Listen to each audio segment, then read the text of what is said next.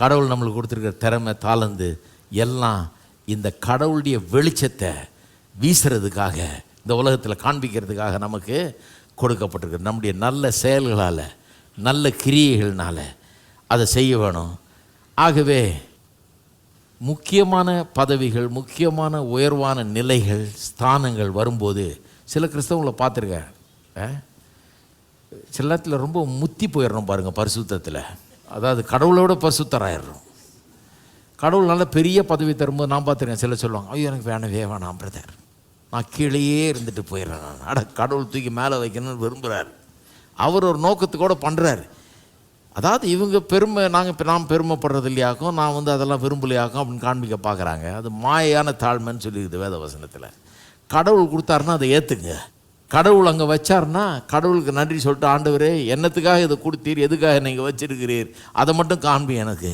அதுக்காக என்ன. ஆனால் ஒன்று நிச்சயமாக தெரியும், உம்முடைய நாம மகிமைக்காக, உமக்கு பேரும் புகழும் உண்டாகும்படியாக, உம்முடைய நாமம் உயர்த்தப்படும்படியாக நீங்கள் வச்சிருக்கிறீர். அதை நிறைவேற்றும்படி எனக்கு உதவி செய்ய, அதுக்காக பயன்படுத்த வேண்டும். இருக்கீங்களா? ஒளி விட்டு பிரகாசிக்க வேண்டும்.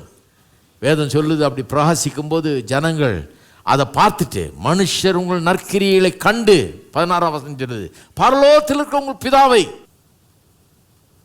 பரலோகத்தில் இருக்கிற உங்கள் பிதாவை மகிமைப்படுத்தும்படி உங்கள் வெளிச்சம் அவர்களுக்கு முன்பாக பிரகாசிக்க கடவுது. அப்போ அங்கேருந்து நீங்கள் பிரகாசிக்கும் போது ஒன்று பார்ப்பீங்க, நிறைய பேர் உங்களும் சொல்லுவாங்க, ஆஹா நீங்கள் பிரமாதங்க, உங்களை மாதிரி வருமா அப்படின்னு ஒன்று உள்ளே போய் மாற தட்டிக்காதீங்க. ஆஹா என்ன சொன்னாங்க தெரியுமா, உனக்கு உங்களை மாதிரி வருமானட்டாங்க, நம்மளை மாதிரி இந்த உலகத்தில் ஒன்றும் கிடையாது. அப்புறம் அடுத்தது கீழே பாட்டமுக்கு தான் வரணும்.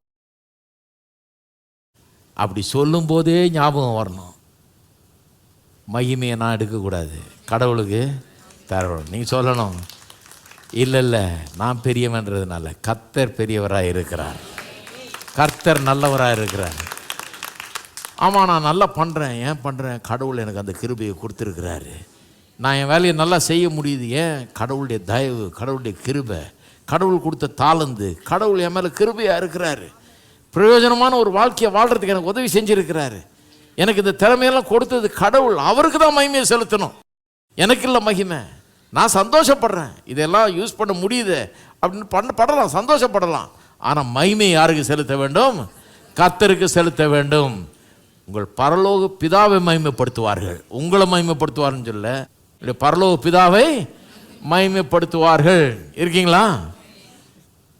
எத்தனை பேர் அப்படி இருக்க போறீங்க?